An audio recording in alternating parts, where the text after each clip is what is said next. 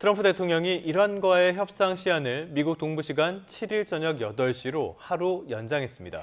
협상이 이루어지지 않으면 발전소와 교량을 타격할 거라면서도 6일 협상이 타결될 거란 낙관적인 전망도 내놨습니다.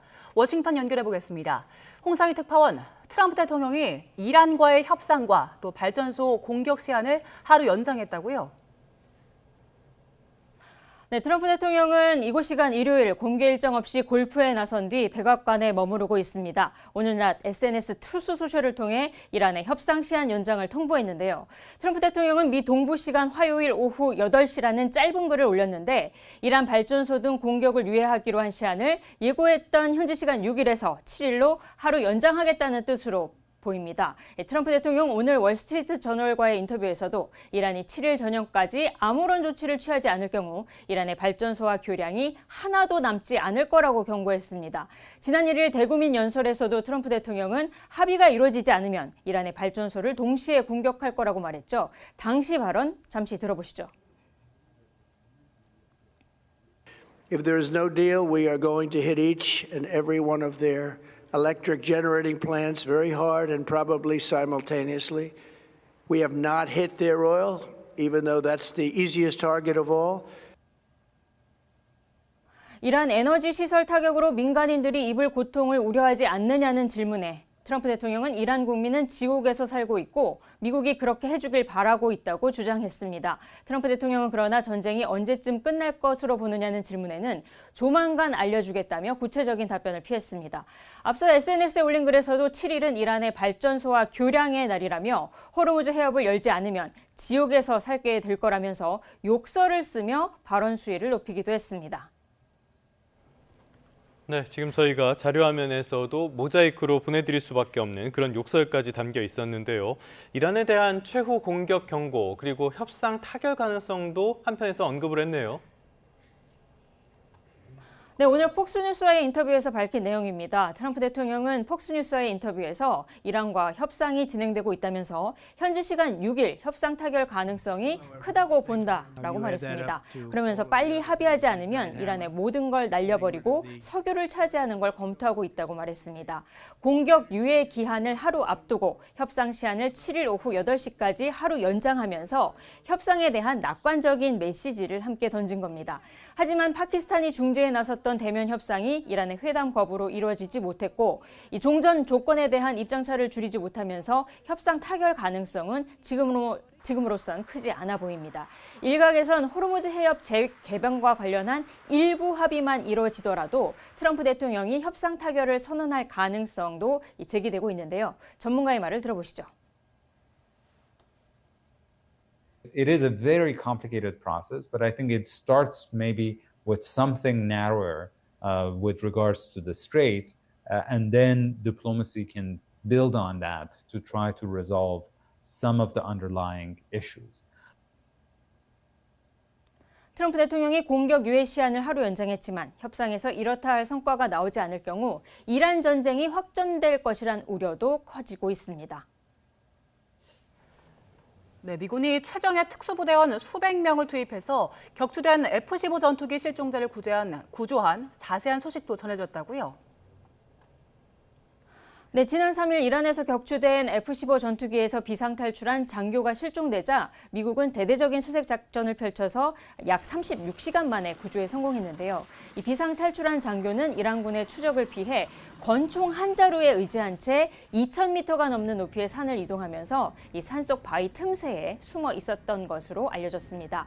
구출 작전에는 2011년 오사마 빈 라덴 사살 작전을 성공한 미군 최정예 특수부대인 이 네이비실 팀 6 대원과 특수부대원 수백 명, 군용기와 헬리콥터 수십 대도 동원됐습니다. 월스트리트 저널은 장교가 숨어 있던 지역에 이란군이 접근하지 못하도록 MQ-9 리퍼 드론으로 미 공격기가 폭격을 가했다고 보도했습니다. 이 미군 관계자는 구출에 나선 특수부대원들도 현장에서 이란군에게 사격을 했지만 직접적인 교전은 벌어지지 않았고 사상자도 없었다고 밝혔습니다. 네타냐후 이스라엘 총리는 이번 구출 작전이 미국과 이스라엘의 긴밀한 공조 결과라며 작전 성공을 극찬했는데요. 이 발언 들어보시겠습니다. This rescue operation reinforces a sacred principle. No one is left behind. This is a shared value demonstrated time and time again in the history of both our countries. 트럼프 대통령은 이번 구조작전과 관련해 한국 시간으로 7일 새벽 2시 기자회견을 예고했습니다. 악시오스와의 인터뷰에서 트럼프 대통령은 미군이 실종됐던 장교의 위치 신호를 포착한 뒤에 이란의 함정일 가능성도 우려했다고 말하기도 했습니다. 지금까지 워싱턴에서 전해드렸습니다. 네, 이런 트럼프의 이야기들을 곧이곧대로 받아들이긴 어렵고요. 결국 이란의 반응이 중요한데요. 이란 외교부는 상응하는 보복을 할 것이라며 굴하지 않겠다는 뜻을 분명히 밝혔습니다. 이란 의회 의장도 이스라엘 추종을 고집하면 중동이 불바다가 될 거라고 경고했습니다. 이번엔 뉴욕 연결해 보겠습니다. 이승윤 특파원, 트럼프 대통령의 인프라 공격 위협에 이란이 항전 의지를 보였다고요? 네, 그렇습니다. 에스마일 바가이 이란 외무부 대변인은 트럼프 대통령의 인프라 공격 위협에 대해서 상응하는 보복을 할 것이며 미국 소유 또는 관련 시설을 표적으로 삼을 것이라고 강조했습니다. 이어 국가의 핵심 기반 시설인 에너지 부문을 공격하겠다고 위협하는 건 전체 인구를 위험에 빠뜨리겠다는 의미인 만큼 반인도주의적인 전쟁 범죄라고 비판했습니다. 또 미국은 지난 30여일 동안 이란의 방어 능력이 무력화했다는 헛소문을 퍼뜨렸지만 이란군은 적들이 오판하고 있음을 실제로 보여줬다고 밝혔습니다.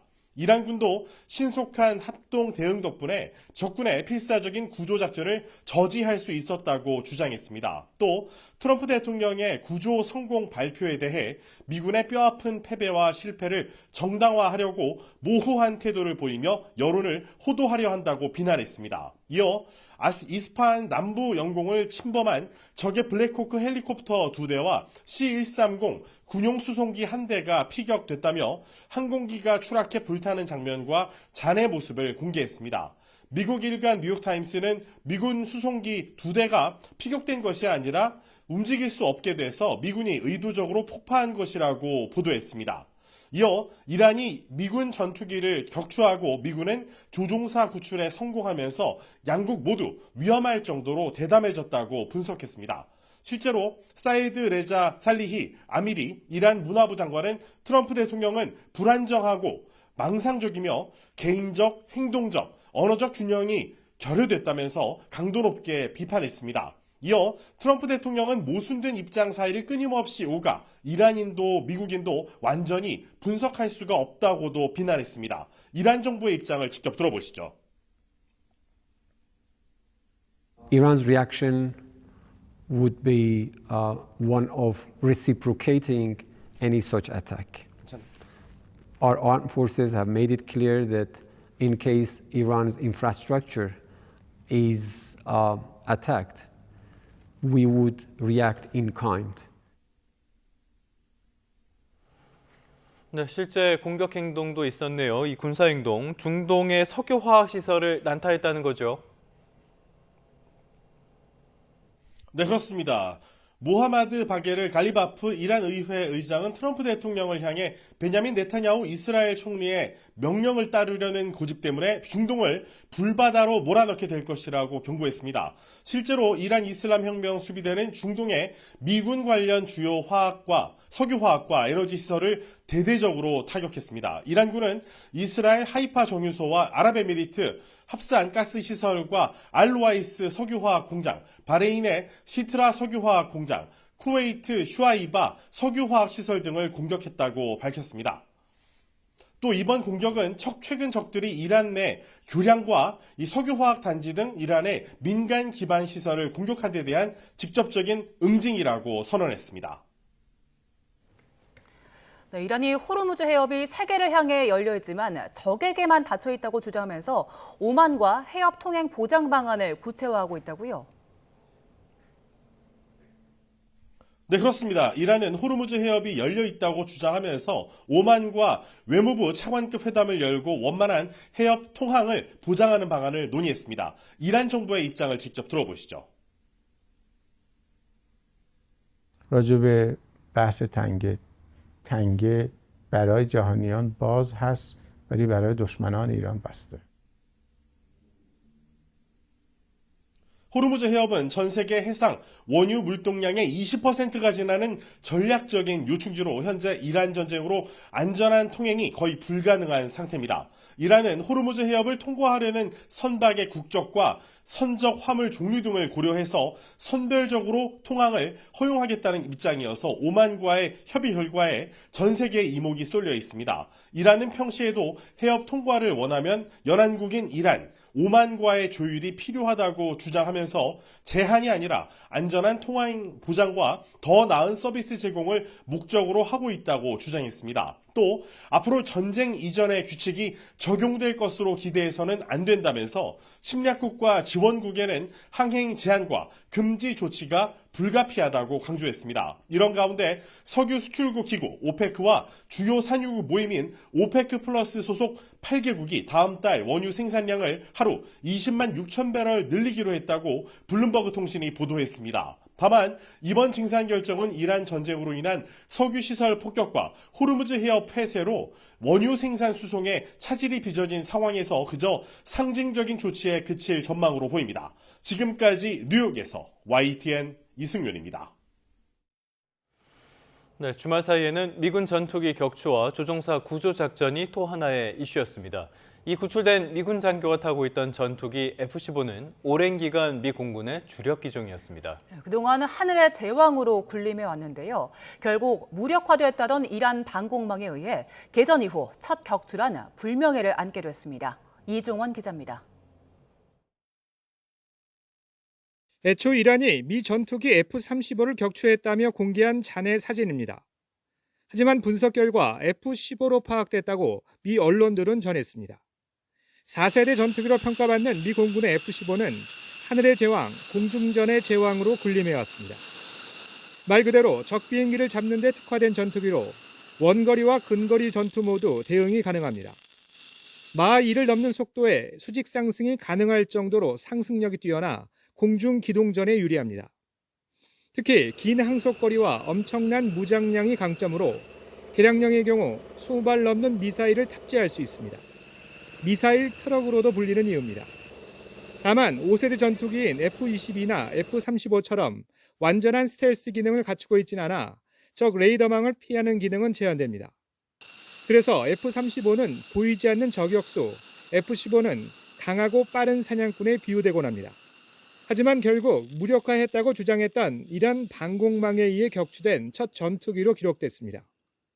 F-15 같은 경우에는 그 제공권 장악이랑 정밀 타격을 하는데 임무가 집중되어져 있거든요. 비행의 그런 고도가 낮아지고 그런 거를 이란이 이용을 해서 아마 타격을 하지 않은가 싶고요. 이와 함께 F-15 추락과 비슷한 시기 호르무즈 해협 인근에서 격추된 미 공군의 A-10 공격기는 하늘의 전차 킬러로 불립니다. 속도는 느리지만 정확한 타격이 강점인데 지상전 지원 임무를 맡고 있어 저고도 비행이 숙명입니다. YTN 이종원입니다. 미래를 예측하고 여기에 돈을 거는 베팅 웹사이트 폴리마켓 한 번쯤은 들어보셨을 것 같습니다. 최근에 트럼프 행정부에서 내부자 거래 의혹으로도 시끄러운 곳이기도 합니다. 네, 이번에 이란에서 실종된 미군 조종사의 구조 시점을 놓고 베팅을 벌여 비판이 쏟아졌는데요. 결국 해당 상품은 삭제됐습니다. 최기성 기자입니다. 폴리마켓 사이트에서 이란을 검색하면 240개가 넘는 베팅 상품이 나옵니다. 미 지상군의 이란 진입 시기나 휴전 시점 등 전쟁 향방을 놓고 실시간으로 거액의 돈이 오가고 있는 겁니다. 주요 정치인들이 공개적으로 언급할 정도로 영향력도 큽니다. And I certainly hope that the Polymarket prediction that says that there's a 71% chance that ground troops go into Iran is false. But a ground invasion of Iran will make our country poorer and less safe. 최근엔 이란 남서부 상공에서 혁명수비대 대공 사격을 받고 격추된 전투기 조종사 생사를 둘러싼 베팅 상품까지 올라오며 논란을 키웠습니다. 언제 구조될지를 놓고 돈을 걸었던 건데 민주당 소속 세스몰턴 하원 의원은 그들은 당신의 이웃이거나 친구, 가족일 수도 있다면서 역겹다고 비난했습니다. 논란이 커지자 폴리마켓 측은 무결성 기준을 충족하지 못한 베팅이었기에 즉시 삭제했다고 밝혔습니다. 폴리마켓의 무분별한 베팅을 둘러싼 논란은 이번이 처음이 아닙니다.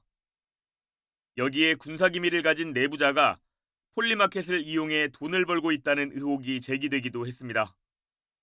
여러 부작용 탓에 미 의회에선 민주당과 공화당 의원이 함께 예측시장 베팅 규제 법안을 발의했지만 법안은 아직 통과되진 않았습니다.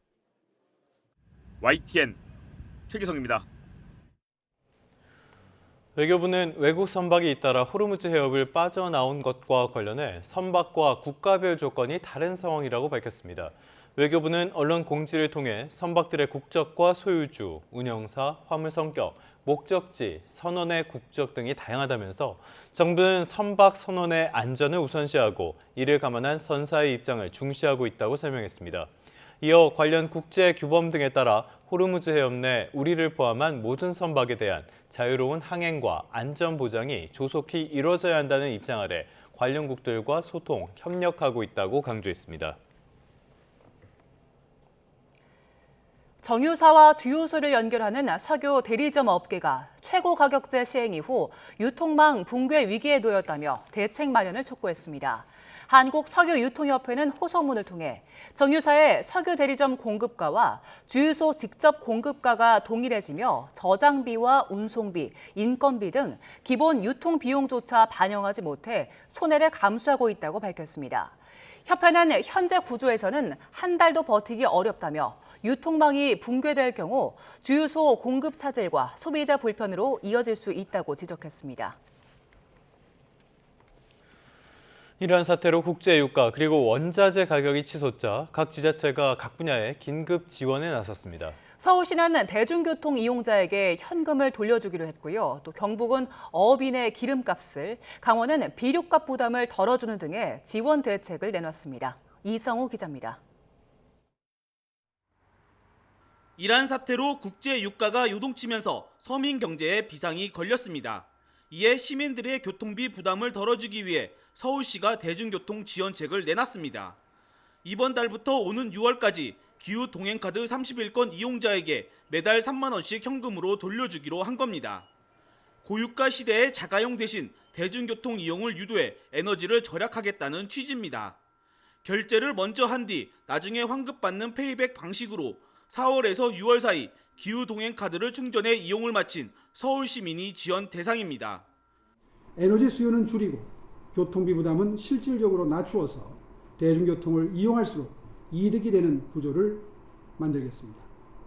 이로 인한 대중교통 수요 증가는 버스와 지하철 운행을 늘려서 기름값 급등에 직격탄을 맞은 어민들을 위해 경상북도도 긴급 수혈에 나섰습니다. 지역 내 동료건설 2,700여 척을 대상으로 기름값 인상분의 20%를 6개월간 지원하기로 했습니다. 강원도도 비료 수급 불안으로 인한 농가 경영비 부담을 줄이기 위해 요소 등 무기질 비료 6만 5천여 톤을 공급합니다. 전체 예산 52억 원을 투입해 농가들은 가격 상승분의 80%를 할인된 금액으로 비료를 살 수 있게 됩니다. 이러한 사태로 불확실성이 커지는 가운데 각 지자체는 현장을 실시간으로 점검하며 추가 대책 마련에 속도를 내고 있습니다. YTN 이성우입니다. 중동 전쟁에 따른 물품 수급난 우려에 따라 앞으로 6개월 동안 의약품과 의료기기 포장지 변경 허가 절차가 70% 이상 단축됩니다. 식품의약품안전처는 의약품, 의약외품, 의료기기의 포장재나 제조소를 바꿀 때 허가 변경 신속심사 가이드라인을 즉시 시행한다고 밝혔습니다. 또 식품과 화장품 등의 대체 포장지로 바꿀 경우에는 스티커를 떨어지지 않도록 부착하되 기존의 표시사항을 완전히 가리게 했습니다. 내일 이재명 대통령과 거대 양당 대표 간의 회동이 예정돼 있습니다. 이 자리에서 어떤 의제가 다뤄질지도 관심사입니다. 중동발 위기 대응책은 물론이고 조작 기소 의혹 국정조사나 개헌 같은 전국 쟁점 현안도 논의 테이블에 오를 가능성이 있습니다. 정인용 기자입니다.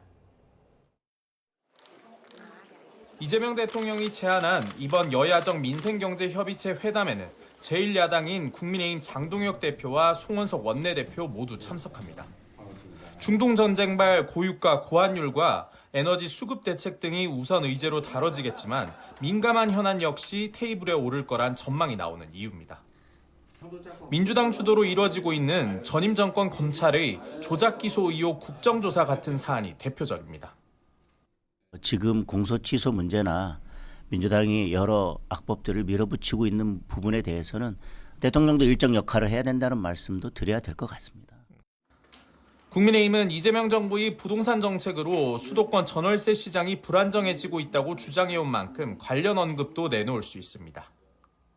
개헌 문제 역시 오는 6월 지방선거 때 처리하자는 여권 주장에 국민의힘이 당론으로 반대하고 있어 의견 교환이 이루어질 걸로 관측됩니다. 개헌안 발의를 이끈 민주당은 물론 이 대통령도 개헌 필요성에 공감을 표해왔습니다. 야당에서 5.18 정신을 헌법 전문에 넣으면서 부마 항쟁도 넣자 뭐 이런 주장을 했던 기억이 나거든요. 저는 그것도 한꺼번에 같이 하면 더 좋을 것 같아요. 이 대통령은 특히 국회에 제출한 전쟁 추경안의 심사를 포함해 국가위기 속 초당적 협력을 당부할 전망입니다. 부활절을 맞아 참석한 교회 예배 축사에서도 어려울수록 함께 연대하고 협력하는 정신이 중요하다고 강조했습니다. 우리가 직면한 위기를 극복하기 위해서는 국민의 마음을 하나로 모으는 일이 무엇보다 중요합니다. 사실상 중재자 역할인 이 대통령이 이번 회담을 계기로 협의체 가동을 정례화해 여야 협치로 이어질지도 관전 포인트입니다. YTN 정윤영입니다. 홍익표 청와대 정무수석은 중동 전쟁 상황이 장기화할 경우 올해 하반기에 추가적인 추경이 필요할 수도 있다고 전망했습니다. 홍 수석은 한 방송에 출연해 중동 전쟁 종전 이후에도 공급망 정상화에 최소 3에서 4개월 정도가 걸린다며 이같이 말했습니다. 또 재정 건전성 우려에 대해선 보수적으로 봐도 이번 추경은 국채 발행 없이 편성할 수 있다며 중동 전쟁에 다양한 변수가 있을 수 있지만 현재 상황을 고려하면 충분히 정부가 감당할 수 있는 정도라고 설명했습니다. 아울러 이번 회담에서 이 대통령과 여야 지도부 뜻이 맞는다면 이를 제도화하고 중요한 내용을 여야정 협의체로 다룰 수 있다며 청와대는 정례화에 열려있는 입장이라고 덧붙였습니다. 네, 정치권 소식 조금 더 살펴보겠습니다. 이제 지방선거는 채 2달도 남지 않았습니다. 기세를 탄 더불어민주당은 공천 후반전에 접어들면서 선거 채비에 한층 더 박차를 가하고 있습니다. 이에 비해 국민의힘은 텃밭 대구에서부터 공천 난맥상이 여전합니다. 부장원 기자입니다. 더불어민주당 전남 광주 초대 통합특별시장 후보로 민영배 김영록 후보가 결선에 진출했습니다. 기호 2번 민영배 후보, 기호 5번 김영록 후보, 이상 두 분이 3파전으로 본경선을 치렀지만 과반 투표자가 나오지 않아 신정훈 후보는 탈락했고 오는 12일부터 결선 투표를 치르게 됐습니다. 광역단체장 16곳 가운데 7곳의 후보를 확정한 민주당은 이번 주 충남과 세종, 경기, 서울과 부산, 전북과 제주 등 본경선 결과를 잇따라 발표합니다.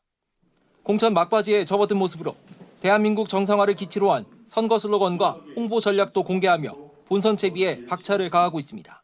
갈등과 분열만을 초래하고 국익을 해치는 내란을 완전히 종식해 국민 통합과 화합을 이루는 진정한 의미의 국가 정상화를 실현하겠습니다.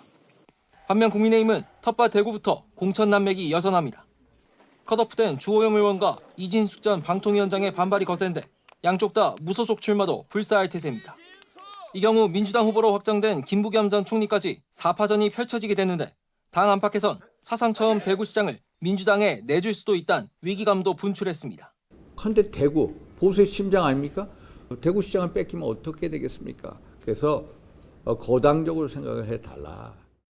주 의원은 모든 경우의 수를 열어뒀다는 입장으로 우선 법원에 불복 절차를 제기할 방침입니다. 오는 8일 기자회견을 열어 향후 행보를 밝히기로 했는데 당 공천관리위원회는 재고의 여지가 없다는 입장입니다.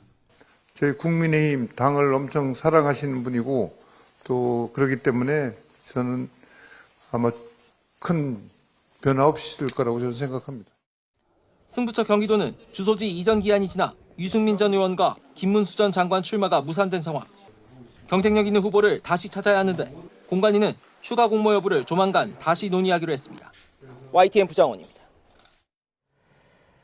더불어민주당 전남도당 선거관리위원회는 어제 공지를 통해 불법 선거운동 의혹을 받는 박성현 광양시장 예비후보의 자격을 박탈한다고 밝혔습니다. 이에 따라 민주당 광양시장 경선은 김태균, 정인화 후보의 2파전으로 진행될 예정입니다. 전라남도 선거관리위원회는 6.3 지방선거 경선 운동을 위한 불법 전화방을 운영하고 운동원에게 금품을 제공하려 한 혐의로 박 후보와 선거운동원 등 15명을 경찰에 고발했습니다. 국민의힘 이정현 전 공천관리위원장은 누군가는 호남에서 보수가 완전히 죽지 않았다는 것을 보여줘야 한다며 전남 광주 통합특별시장 선거 출마를 공식화했습니다. 이 전 위원장은 SNS에 호남을 버리고 어떻게 대한민국을 말하겠느냐며 이같이 적었습니다. 이 전 위원장은 유리해서가 아니라 불리한 곳에서도 끝까지 책임지는 사람이 정치인이라는 것을 보수 후배 정치인들에게 증명하겠다고 강조하기도 했습니다. 더불어민주당이 조작기소 의혹 국정조사에서 증인 선서를 거부한 박상용 검사에 대해 법적 조치를 시사했습니다. 국민의힘은 퇴장당한 건 검사 한 사람이 아니라 법치와 민주주의라며 거듭 국정조사 중단을 촉구했습니다. 박조은 기자의 보도입니다. 민주당 한병도 원내대표는 지난 3일 국정조사에 출석했다가 38분 만에 퇴장당한 박상용 검사에 대해 이렇게 말했습니다. 정말 깜짝 놀랐습니다. 그 증인 선서도 거부를 하는 모습은 많은 국민들이 봤을 때 상당히 거만하게 보였고 왜 검찰 개혁을 해야 하는지 국민도 느낄 수 있었을 거라며 국정조사에 박차를 가하겠다는 의지를 분명히 했습니다. 휴일 기자간담회를 자청한 국정조사 특위위원들도 선서 거부는 위증할 결심이다. 떳떳하다면 왜 거부하느냐며 화력을 보탰습니다. 앞서 박 검사는 국정조사가 위헌 위법해 선서와 증언을 거부한 거라고 입장을 밝혔는데 발끈한 민주당은 국회에 대한 도전이라며 고발 등 법적 조치 가능성까지 꺼내들었습니다. 정치 중립의 위반, 국회의 적법한 절차를 무시하는 행위로서 법적 조치 대상이란 말씀을 드리고 국민의힘은 민주당이 검사를 압박해 공소 유지를 무력화하려는 시도라고 반발했습니다. 퇴장당한 것은 박상용 검사뿐만 아니라 의회 민주주의 그리고 법치주의가 똑같이 쫓겨났습니다. 또 집권당이 대통령 개인 사건을 위해 국회를 동원하고 있는데도 대통령은 아무 말이 없다며 화살을 돌렸습니다. 대통령의 침묵은 사실상의 묵인이자 동조입니다. 민주당은 공소 취소용 불법 국정조사를 즉각 중단하십시오. 공개된 녹취만으로도 조작 수사 정황이 입증된다는 민주당과 이를 역대급 방탄 시나리오로 규정한 국민의힘 사이 공방은 한 달여 남은 국정조사 기간 내내 이어질 전망입니다. YTN 박조은입니다. 경제 한 줄 뉴스입니다. 이창용 한국은행 총재가 마지막으로 주재하는 금융통화위원회에서 기준금리 동결 결정이 나올 것으로 전망됩니다. 금융당국이 금융권 부동산 프로젝트 파이낸싱, PF 부실 정리가 이어지면서 연체율이 3%대로 낮아지는 등 건전성이 개선됐지만 중동 상황을 주시하고 있다고 말했습니다. 다주택자 담보대출 만기 연장 제한 대책으로 서울 전역과 경기 12곳 규제 지역에서 7,500가구가 올해 만기가 도래해 시장에 매물로 풀릴 것으로 전망됩니다. 지난해 10.15대책으로 서울 전역이 토지거래 허가구역으로 지정되고 대출 규제가 강화되면서 타지역 거주자의 서울 아파트 원정 매입 기준이 9년 만에 최저를 기록했습니다. 이른바 라임 사태와 관련해 금융당국이 내부 통제 기준을 마련하지 않았다는 이유로 전 KB증권 대표에게 내린 직무정지 징계가 위법하다는 1심 판결이 나왔습니다. 지금까지 경제 한 줄 뉴스였습니다. 네, 경제 뉴스 조금 더 살펴보겠습니다. 수십억 원짜리 고가 아파트는 중개 수수료도 굉장히 크다 보니까 매도인이나 매수인 모두 여러 곳을 비교해서 의뢰하는 게 유리할 수밖에 없습니다. 그런데 이를 무의미하게 만드는 중개 담합 행위가 적발됐는데 담합을 주도한 모임 가입비만 수천만 원에 달했습니다. 이형원 기자입니다.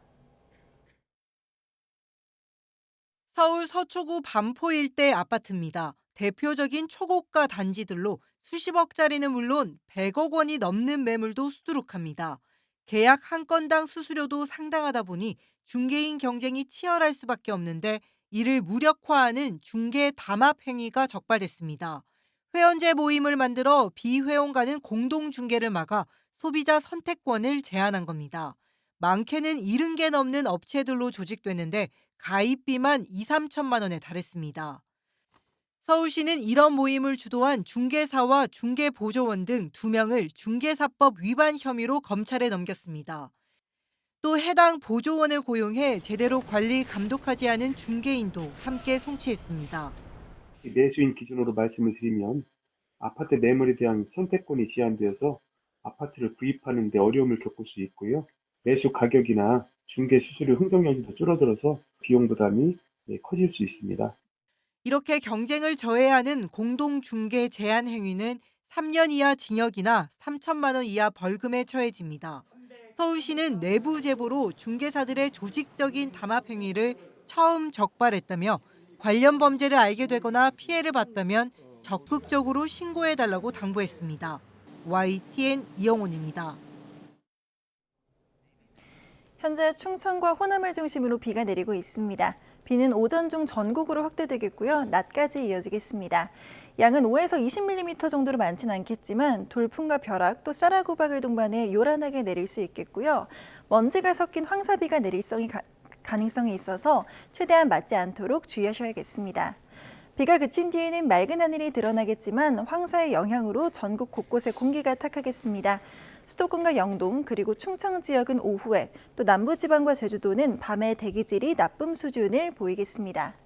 오늘 아침은 크게 쌀쌀하진 않습니다. 이 시각 서울의 기온이 10.1도, 안동은 9.6도, 포항은 12.1도 보이고 있습니다. 하지만 낮 기온은 어제보다 낮겠습니다. 서울이 15도, 안동 14도가 예상됩니다. 특히 찬 공기가 내려오면서 내일과 모레 아침에는 반짝 꽃샘추위가 찾아오겠고요. 주 후반에는 다시 전국 곳곳에 봄비가 내리겠습니다. 날씨였습니다. 시각 주요 뉴스입니다. 트럼프 대통령이 이란 발전소 등을 공격할 것이라면서 정했던 최후 통첩의 시한을 오는 6일에서 미 동부 시간 7일 오후 8시로 하루 연장했습니다. 해당 시한까지 호르무즈 해협을 열지 않으면 이란의 발전소를 파괴하겠다고도 압박했습니다. 트럼프 대통령의 이딴 위협에 이란은 공격에 상응하는 보복을 할 거라고 강조했습니다. 국가 에너지 시설의 공격은 전체 인구를 대상으로 한 전쟁 범죄라며 방어 조치의 일환으로 미국 소유 혹은 미국 관련 시설을 표적으로 삼을 거라고 밝혔습니다. 이란과 오만이 호르무즈 해협 통항 보장 방안을 논의했습니다. 이란은 선박의 국적, 선적 화물 종류 등을 고려해 선별적으로 통항을 허용하겠다는 입장이어서 양국의 협의 결과에 전 세계에 이목이 쏠려 있습니다. 석유 수출국 기구 오펙과 주요 산유국 모임인 오펙 플러스 수속 8개국이 다음 달 원유 생산량을 하루 20만 6천 배럴 늘리기로 했습니다. 호르무즈 봉쇄로 막힌 공급량의 2% 미만입니다.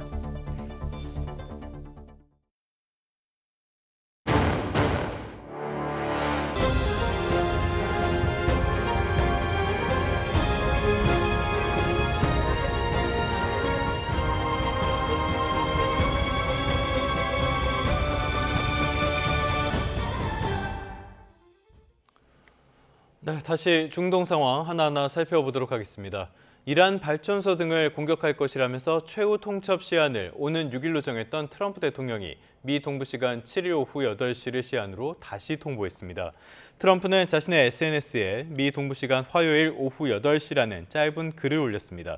이란의 발전소 공격을 예고하면서 앞서 밝혔던 시한을 6일에서 하루 연장하겠다는 뜻으로 풀이됩니다. 트럼프는 월스트리트 저널과의 인터뷰에서도 협상 시한을 오는 7일 저녁으로 제시하고 만약 7일 저녁까지 아무런 조치를 취하지 않는다면 발전소는 하나도 남지 않을 것이고 다리는 하나도 서 있지 않을 것이라고 위협했습니다. 이란 정부는 트럼프 대통령의 최근 잇단 공격 위협에 대해 이란은 공격에 상응하는 보복을 할 것이고 미국 소유 혹은 미국 관련 시설을 표적으로 삼을 거라고 강조했습니다. 에스마일 바게이 이란 외무부 대변인은 이란군은 이란의 기간 시설이 공격을 받을 경우 똑같이 대응할 것이고 이란 침략에 기여하는 유사한 기간 시설을 공격할 거라며 이같이 말했습니다. 모하마드 바게르 갈리바프 이란 의회 의장은 트럼프를 네타냐후 이스라엘 총리의 명령을 따르려는 고집 때문에 중동을 불바다로 몰아넣게 될 것이라고 경고했습니다. 갈리바프 의장은 SNS에 트럼프의 무모한 행보가 미국의 모든 가정을 살아있는 지옥으로 몰아넣고 있다고 썼습니다. 이어 유일하고 실질적인 해결책은 이란 국민의 권리를 존중하고 이 위험한 게임을 끝내는 것뿐이라고 강조했습니다. 미국, 이스라엘과 이란 전쟁이 원전과 담수화 설비 등 이른바 필수적인 생존 시설을 파괴하는 양상으로 치닫고 있습니다. 물과 전기를 겨냥한 양측의 압박전으로 민간인 피해는 더 늘어날 수밖에 없습니다. 고한석 기자의 보도입니다. 이란 남서부 마으샤르 석유화학 단지에서 검은 연기가 치솟습니다. 지난 4일 이스라엘의 공습 직후 촬영된 영상입니다. 앞서 미군은 테헤란 인근에 대형 교량을 공습해 100명이 넘는 사상자가 나왔습니다. 걸프만을 사이에 두고 쿠웨이트를 바라보는 남서부 부셰르 원전 주변에도 공격이 이어졌습니다. 원전을 겨냥한 잇따른 공격에 러시아는 물론 국제원자력기구도 깊은 우려를 표명했습니다. 이에 맞서 이란도 눈에는 눈식으로 주변국의 민간 기반 시설을 공격하고 있습니다. 지난 3일 쿠웨이트의 생명줄과 같은 담수화 단지가 드론 공격을 받아 파손됐습니다. 담수화 시설 의존도가 압도적으로 높은 주변국들을 압박해 전쟁에 유리한 위치를 차지하려는 의도로 풀이됩니다. 특히 미군 기지를 수용한 나라들의 직접적인 피해를 입혀서 이들이 미국의 전쟁 중단을 요구하도록 유도하려는 목적도 깔렸습니다. 우리 기술로 지었고 우리 국민 280여 명이 상주하고 있는 아랍에미리트의 바라카 원전도 타격 대상에 오를 수 있습니다. 물과 전기가 끊기고 방사능까지 유출되는 최악의 상황에 대한 우려가 커지고 있습니다. 지금 아랍 국가들이 가장 걸프 국가들이 우려하는 것은 이제 방사능이 유출돼서 페르시아만이 오염되고 그것을 통해서 담수화 시설을 통해서 물을 마시는데 식수가 오염되지 않을까, 그 부분이 가장 지금 큰다고 볼 수 있겠고요. 전문가들은 군사적 요충지가 아닌 민간 생존 인프라를 겨냥한 타격전은 결국 대규모 민간인 피해로 이어질 수밖에 없다고 경고합니다. YTN 권석입니다. 이스라엘 정부가 미군 조종사 구조는 양국 군 당국의 긴밀한 협력으로 이룬 결과라고 밝혔습니다. 카츠 이스라엘 국방부 장관은 현지 시간 5일 이번 작전에 대해 가장 복잡한 순간에도 이스라엘과 미국이 얼마나 긴밀히 공조할 수 있는지 보여주는 또 다른 증거라고 말했습니다. 카츠 장관은 이번 작전에서 이스라엘이 구체적으로 어떤 역할을 했는지는 밝히지 않았습니다. 트럼프 대통령은 이란이 격추한 F-15E 전투기에서 비상탈출한 뒤 구조된 미군 장교와 관련해 위치 신호를 포착한 뒤에 이란의 함정일 가능성을 우려했다고 말했습니다. 트럼프는 악시오스와의 인터뷰에서 미군이 실종됐던 장교의 위치 신호를 포착했지만 당국자들은 장교가 이란의 포로로 잡혀있을 가능성을 제기했다고 밝혔습니다. 미 국방부 관계자는 이와 관련해 초기 상황이 명확하진 않았지만 정보를 신뢰했고 그가 생존해 있으며 포로로 잡히지 않았음을 확인했다고 밝혔습니다. 이란 적진 한가운데 고립된 전투기 승무원을 구조하는 이 과정은 한편의 영화 같았습니다. 권총 한 자루로 36시간을 버티는 동안 미군 최정예 특수부대가 구조작전에 투입됐고 CIA는 후방에서 교란작전을 펼쳤습니다. 권준기 기자의 보도입니다. 공중에서 발사된 섬광탄이 어둠을 밝히고 주변에선 폭발음이 이어집니다. 격추된 미군 전투기 승무원 구조작전이 펼쳐진 이란 남부 데으다시트 인근에서 찍힌 영상입니다. 실종된 미군 대령은 이란의 험준한 산악지대에서 생존 키트와 권총 한 자루로 36시간을 버텼습니다.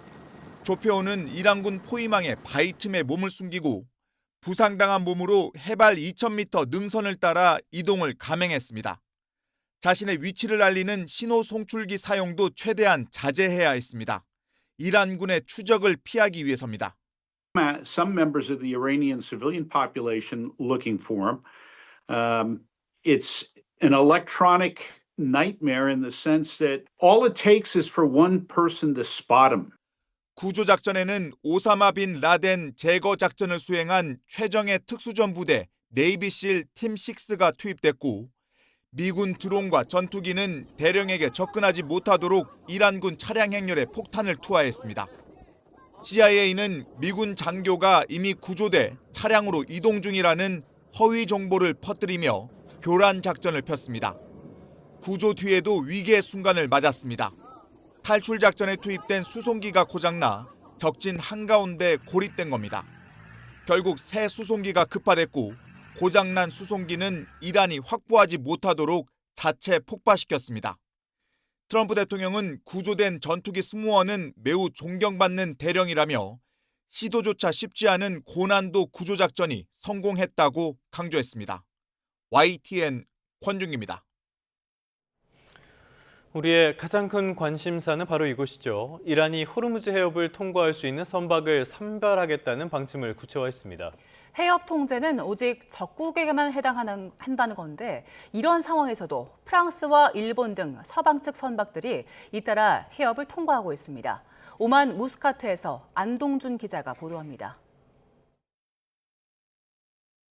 전쟁 이후 호르무즈 해협을 봉쇄했던 이란이 선별 개방 기조를 더욱 공고히 하고 있습니다.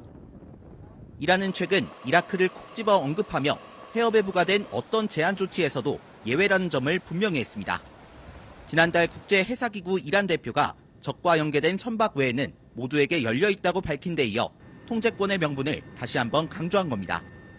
نعلن هنا أن العراق الشقيق مستثنى من أي قيود فرضناها في مضيق هرمز إذ لا تشمل تلك القيود إلا الدول المعادية.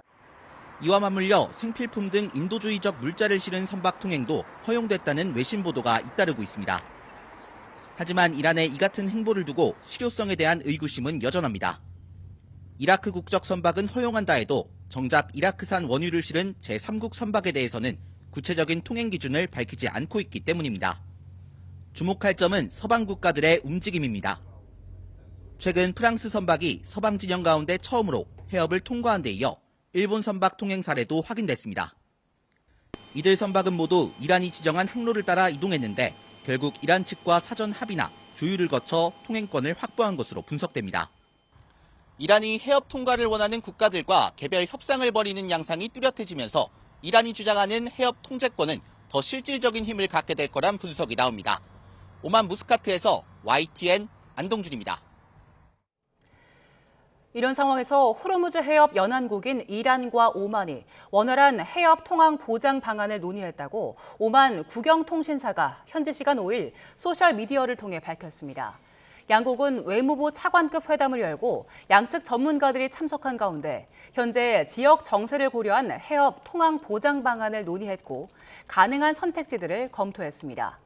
이란은 호르무즈 해협을 통과하려는 선박의 국적과 선적 화물 종류 등을 고려해서 선별적으로 통항을 허용하겠다는 입장이어서 양국의 협의 결과에 전 세계 이목이 쏠려 있습니다. 석유 수출국 기구 오펙과 주요 산유국의 모임인 오펙 플러스 소속 8개국이 다음 달 원유 생산량을 하루 20만 6천 배럴 늘리기로 했다고 블룸버그 통신 등이 보도했습니다. 사우디아라비아와 러시아, 이라크, 아랍에미리트 등 8개국 에너지 장관은 화상회의에서 이렇게 합의했는데요. 로이터 통신은 이번에 등산 목표치가 호르무즈 봉쇄로 막힌 공급량의 2% 미만이라고 전했습니다. 이란 전쟁으로 호르무즈 해협이 봉쇄된 지 한 달가량이 지났습니다. 현지에 발이 묶인 우리 선원들의 불안과 피로도 점점 커지고 있습니다. 이명준 기자입니다. 이란 전쟁 장기화로 현지에 있는 우리 선원들은 말 그대로 오도 가도 못하는 실정입니다. 한국 국적 선원 130여 명이 바다 위에서 발이 묶인 겁니다. 가장 우려되는 건 선원들의 건강인데 모두 건강하게 지내는 것으로 파악됐습니다. 마실 물과 식량 등은 급한 대로 현지에서 조달하고 있지만 예전처럼 풍족하게 쓰지 못하는 형편입니다. 식량은 급한 경우에는 현지에서 조달이 가능하게 하고 있고요. 좀 비싸긴 합니다고 얘기하더라고요. 워낙 물가가 많이 올라가지고. 다만 이제 좀 아껴 쓰죠. 혹시라도 대비해서. 선박 운항도 멈춘 지 오래된 상황. 정비도 필요한 부분만 최소화해 진행합니다. 위험 감지나 이런 것들을 이제 위주로 해야 되는 상황이기 때문에 선박 정비는 최소화하고 있죠. 운항에 필요한 일들에 한해서. 오랜 시간 가족과 떨어져 일하는 게 익숙하지만 이번처럼 가족이 더욱 그리운 적이 있었을까? 내색은 하지 않아도 마음은 전해집니다. 떨어져서 지내는 시간들이 그나마 많았는데 거기에 고립돼 있으니까 더더욱 심하죠. 그런데 이제 가족들이 걱정할까 봐 더 얘기를 못 하죠. 상황이 이렇다 보니 해운사들은 선원들에게 보상 성격의 임금을 지급하기로 노조와 합의했습니다. 회사에 따라 차이는 있지만 일부 해운사는 통상 임금의 400%를 주고 있습니다.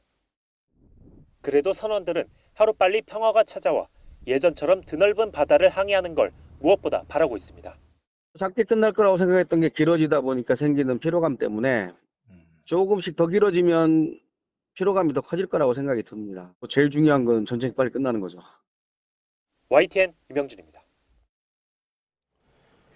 네, 보신 것처럼 이 전쟁 6주째로 접어들었습니다. 지금 전쟁은 뜻대로 풀리지 않죠. 트럼프의 말이 연일 거칠어지고 있습니다. 트럼프는 이란과의 합의 가능성을 언급했지만 완전한 승리가 불가능해진 상황에서 오히려 확전을 택할 수 있다는 분석도 나옵니다. 이경아 기자의 보도입니다. 트럼프 미국 대통령은 호르무즈 해협을 다시 열기 위해 이란과 협상 중이며 현지 시간 6일 타결될 것으로 믿는다고 밝혔습니다. 하지만 자신이 정한 협상 시한은 또 미뤘습니다. 양측 입장 차이가 워낙 커 협상이 쉽지 않음을 드러내는 대목입니다. 이란 정권 교체는 사실상 불가능해졌고 호르무즈 해협 문제 역시 이란이 국가를 선별해 통행을 허용하며 주도권을 쥔 상황입니다. 이 때문에 트럼프 대통령이 결국 확전을 통해 돌파구를 찾으려 할 것이란 전망이 나옵니다. And President Trump has created a situation now that any kind of clean-cut victory is just not on the table. He is trapped in an escalation trap. His only option in order to get closer to his objectives is to go deeper into this crisis. 욕설까지 등장한 트럼프 대통령의 SNS에 헥세스 미 국방장관의 거친 언사 역시 전쟁이 뜻대로 풀리지 않는 데 대한 초조함으로 읽힙니다. 국내 여론이 갈수록 악화하고 미국의 국제적 위상도 추락하고 있는데 출구 전략이 보이지 않는다는 비난이 잇따르고 있기 때문입니다. This is all embarrassing and juvenile, and it's people trying to act like they're puffed up and tough when what we really see from the administration in this war is the absence of a plan. 교황 레오 14세는 성 베드로 광장에서 열린 첫 부활절 미사에서 무기를 내려놓고 대화로 평화를 추구할 것을 촉구했습니다. Chi ha in mano armi le deponga. Chi ha il potere di scatenare guerre scelga la pace. Non una pace perseguita con la forza, ma con il dialogo. 교황은 앞서 열린 미사에서도 예수는 전쟁을 거부하며 누구도 전쟁을 정당화할 수 없다고 밝혔습니다. 기독교 신자인 헥세스 국방장관이 SNS와 기도회 등을 통해 이란을 하나님의 적으로 지목하며 압도적 폭력을 행사하겠다고 밝힌 데 대한 비판으로 보입니다. YTN 이경아입니다. 네, 이 전쟁의 경제적인 여파는 국내에도 고스란히 다가오는 중입니다. 지난달 코스피 시장에서 외국인 투자자는 연일 매도를 이어갔습니다. 시가총액 보유 비중이 36%까지 내려가면서 연중 최저치를 기록하기도 했습니다. 다만 이번 달 들어 외국인들의 매도세가 약화하는 흐름을 보이면서 국내 증시에 돌아올지 관심이 쏠립니다. 윤태인 기자의 보도입니다. 지난 2월 28일 미국과 이란 사이에 전쟁이 발발하면서 상승세를 보였던 국내 증시에 비상등이 켜졌습니다. 원달러 환율까지 급등하면서 외국인 투자자의 국내 증시 이탈이 가팔라졌습니다. 지난달 코스피 시장에서 외국인 투자자는 모두 35조 1,600억 원을 순매도했는데 이런 탓에 외국인의 코스피 시가총액 비중은 36.37%까지 내려가 연중 최저치를 기록했습니다. 다만 전쟁이 정점을 통과한 것이 아니냐는 인식이 생기면서 외국인 투자자의 매도세는 약화했습니다. 지난 2일 도널드 트럼프 미국 대통령이 종전 기대감을 꺾는 연설을 하며 코스피는 4.47% 하락했지만 외국인의 순매도액은 1,368억 원에 그쳤고 이튿날인 3일에는 외국인이 12거래일 만에 순매수에 나서며 시가총액 비중도 소폭 확대됐습니다. 특히 사자로 돌아선 3일 하루에만 외국인은 코스피 대장주인 삼성전자와 SK하이닉스를 각각 970억 원과 3,630억 원 순매수했습니다. 지난달 반도체 수출이 151% 급증하며 수출 신기록을 견인한 가운데 삼성전자의 1분기 잠정 실적 발표 등이 외국인의 자금 흐름을 가늠할 척도가 될 것이라는 분석이 나옵니다. 삼성전자 하이닉스가 지금 이익 추정치가 자꾸 올라가요. 반도체가 그냥 역대급 지금 수출을 기록하니까 그 수출 실적이 그대로 1분기 반영되거든요. 이달부터 우리 국채가 세계 국채지수 윅비에 편입되면서 외환 수급이 원활해질 수 있는 환경이 만들어진 점도 긍정적이라는 분석 속에 외국인의 복귀가 계속 이어질지 주목됩니다. YTN 윤태인입니다. 국회는 오늘 오후 본회의를 열고 경제 분야 대정부 질문에 나섭니다. 오늘 회의에서 여야는 중동 전쟁에 따른 26조 2천억 원 규모의 추가 경정 예산안을 놓고 치열한 공방을 벌일 걸로 예상됩니다.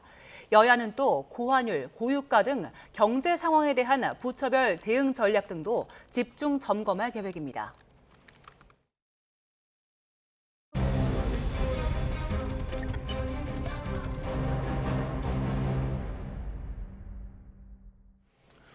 네, 다음 소식입니다. 20개월 영아가 친모의 방임으로 숨진 사건 이면에는 공무원 한 명이 혼자서 기초생활수급 1,800세대를 관리하는 구조적인 한계도 있었습니다.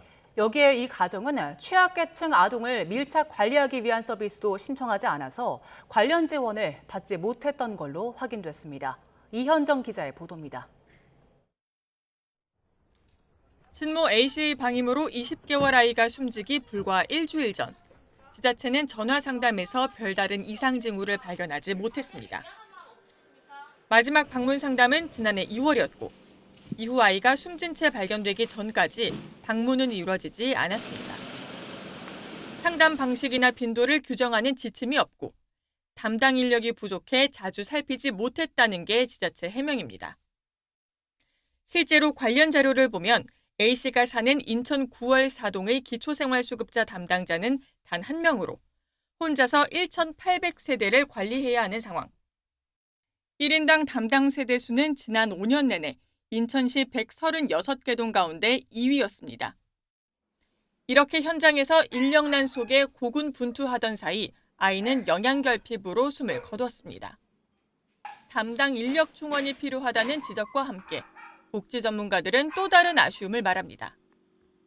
보건복지부가 총괄하는 취약계층 아동 통합 서비스 드림스타트 대상자로 등록됐다면 더 면밀한 관리가 가능했을 거란 겁니다.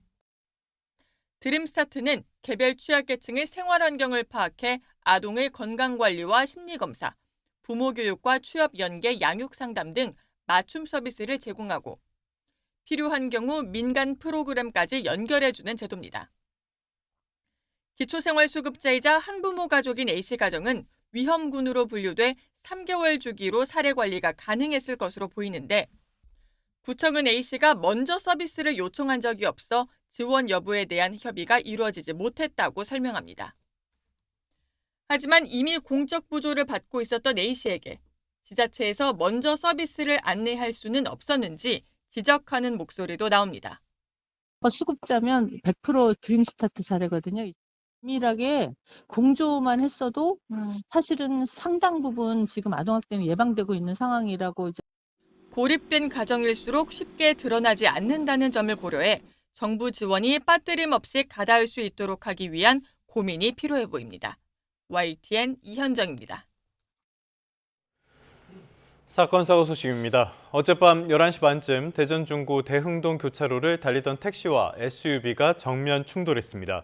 이후에 또 다른 택시가 사고가 난 택시를 들이받는 2차 사고가 발생했고요. SUV 차량 탑승자 등 2명이 병원으로 옮겨졌습니다. 경찰은 정확한 사고 경위를 조사하고 있습니다. 어제 오후 인천 용현동 도로에서 60대 남성 A씨가 몰던 SUV가 다른 차량 2대를 들이받고 상가 건물로 돌진했습니다. 이 사고로 A씨가 다쳐 병원으로 옮겨졌고 건물 유리창과 차량 3대가 파손됐습니다. 경찰은 음주운전은 아닌 걸로 보고 정확한 사고 경위를 조사하고 있습니다. 어제 저녁 경기 광명시 소화동 서해안고속도로 목포 방향 일직분기점 부근 갓길에 서 있던 SUV에서 불이 났습니다. 이 SUV 운전자와 동승자 등 3명은 스스로 대피해 다친 사람은 없었지만 차량 한 대가 완전히 불에 탔습니다. 1인 가구 급증에 따라서 외로움 문제가 사회적 이슈가 되면서 인천시는 이를 해결하기 위해 전국에선 처음으로 관련국까지 신설했습니다. 해결 방안의 하나로 외로운 사람들이 오가며 소통하고 머물 수 있는 마음지구대도 만들었습니다. 강태욱 기자입니다. 인천시 만수동의 옛 파출소를 개조해 만든 마음지구대. 근처에 사는 60대 최수자 씨가 조심스레 들어와 조용히 책을 읽습니다. 따로 사는 자식과 손주를 보러 갈 때를 빼고는 부쩍 외로움을 느끼는 시간이 많아지면서 이곳을 찾은 겁니다. 이곳에 오니까 누군가 저를 환하게 반겨주는 것만으로도 아직 내가 세상과 연결되어 있구나 하는 그런 안도감이 들었어요. 고즈넉한 카페 같은 이곳은 외로운 마음을 구한다고 해서 이름 붙여진 마음지구대입니다. 우선 평일에 운영하고 직장인들을 위해 앞으로 주말에도 운영할 예정입니다. 일상 중에 무료함을 느끼거나 지나가면서 오가면서 언제든지 누구나 외로움을 느끼는 사람이라면 방문할 수 있는 오픈된 공간입니다. 인천의 1인 가구는 41만여 가구로 전체의 3분의 1에 이릅니다.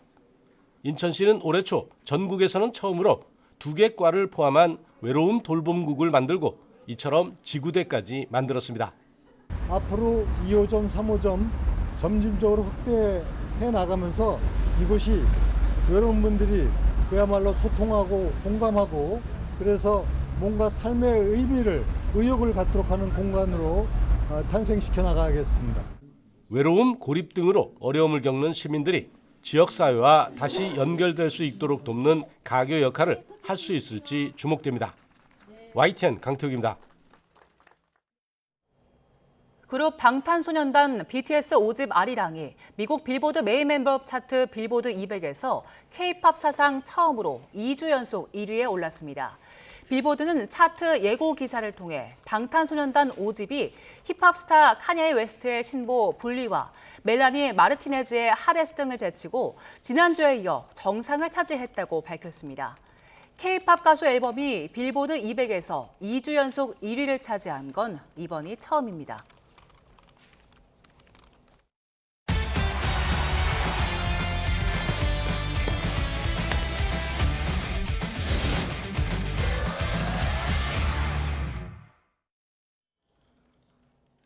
스포츠 뉴스입니다. 여자 프로배구 GS 칼텍스가 5년 만에 통상 4번째 챔피언 결정전 정상에 올랐습니다. 준 플레이오프부터 챔피언 결정전까지 6경기를 모두 이기는 전승 우승을 완성했습니다. 허재원 기자가 보도합니다. GS 칼텍스 권민지의 마지막 공격이 득점으로 연결되면서 긴 승부에 마침표를 찍습니다. GS 칼텍스 선수들은 서로 부둥켜 안고 기적 같은 챔프전 우승의 감격을 함께 나눕니다. 한국도로공사와의 챔피언 결정전에서 3전 전승으로 우승을 확정하는 순간입니다. GS 칼텍스는 2020-2021 시즌에 이어 5년 만에 통산 4번째 우승을 차지했습니다. 저희가 준 플레이오프부터 올라오면서 굉장히 지금 힘든 상황인데 너무 잘 이겨내줘서 고맙고 대견하고 이제 좀 푹 쉬었으면 좋겠습니다. 지난해 14연패 수렁에 빠지며 6위까지 떨어지는 수모를 당했던 GS 칼텍스는 단 1년 만에 챔피언 결정전 정상에 오르는 기적을 썼습니다. 올 시즌에도 4라운드까지 5위에 처져 있었지만 시즌 후반 무서운 뒷심을 발휘하며 준 플레이오프부터 차례로 상위 팀들을 꺾고 끝내 정상의 자리에 올랐습니다. 챔피언 결정전 3경기에서 모두 30득점 이상을 올린 지젤 실바는 챔프전 MVP로 선정됐습니다. This is amazing. I don't have word for the script, for describe this is what I feel, you know. After 3 seasons, finally I get it. 반면 정규리그를 1위로 마친 뒤 챔프전을 앞두고 김종민 감독을 경질하는 상식 밖의 결정으로 비난의 중심에 섰던 도로공사는 결국 선수단의 동요를 수습하지 못한 채 준우승으로 시즌을 마감했습니다. YTN 허정원입니다. SSG가 부산 사직구장에서 열린 주말 3연전을 모두 쓸어담고 4연승을 달리며 단독 선두로 올라섰습니다. SSG는 롯데와의 원정 경기에서 3대3으로 맞선 9회 초 롯데 투수 최준용의 피치클록 위반으로 최정이 볼넷으로 출루한 데 이어 고명준이 중전 적시타를 쳐내 결승점을 뽑아냈습니다. 롯데는 6연패에 빠지며 공동 최하위로 추락했습니다. 두산은 선발 잭로그의 6이닝 무실점 호투 속에 한화를 8대0으로 꺾고 4연패에서 벗어났습니다. 5회 초 정수빈의 다이빙 캐치로 실점 위기를 넘긴 직후 5회 말 박준순의 3점 홈런이 터지면서 승기를 잡았습니다. 선발 올러가 7회까지 삼진 5개를 잡아내며 무실점 호투를 펼친 기아는 NC를 3대0으로 꺾고 4연패에서 탈출했습니다. KT도 선발 보실리의 6이닝 무실점 호투에 힘입어 삼성을 2대0으로 꺾었습니다. 미국 프로야구 LA 다저스에서 뛰고 있는 김혜성이 메이저리그로 승격됐습니다. AP통신은 다저스 구단이 유격수 무키 베츠를 부상자 명단에 올리고 다저스의 마이너리그 팀인 오클라호마 시티 코메츠에서 뛰고 있는 김혜성을 불러 올렸다고 보도했습니다. 데이브 로버츠 다저스 감독은 베츠가 복귀할 때까지 김혜성과 미겔 로하스가 번갈아가며 유격수를 맡을 가능성이 크다고 말했습니다.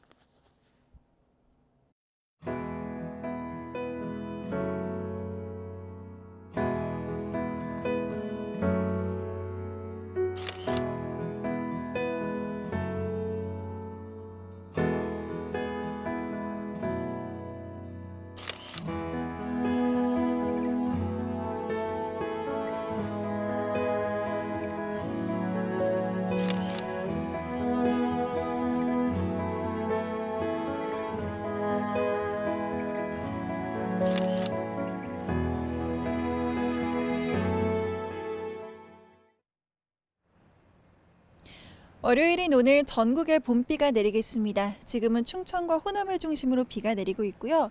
서울도 약하게 비가 시작된 곳이 있습니다. 낮이면 대부분 그치겠지만 곳에 따라 돌풍과 벼락, 또 쌀아구박을 동반해 요란하게 내릴 수 있어 주의하셔야겠습니다. 또 비구름 뒤로는 그제 중국에서 발생한 황사가 우리나라 상공을 지나겠습니다.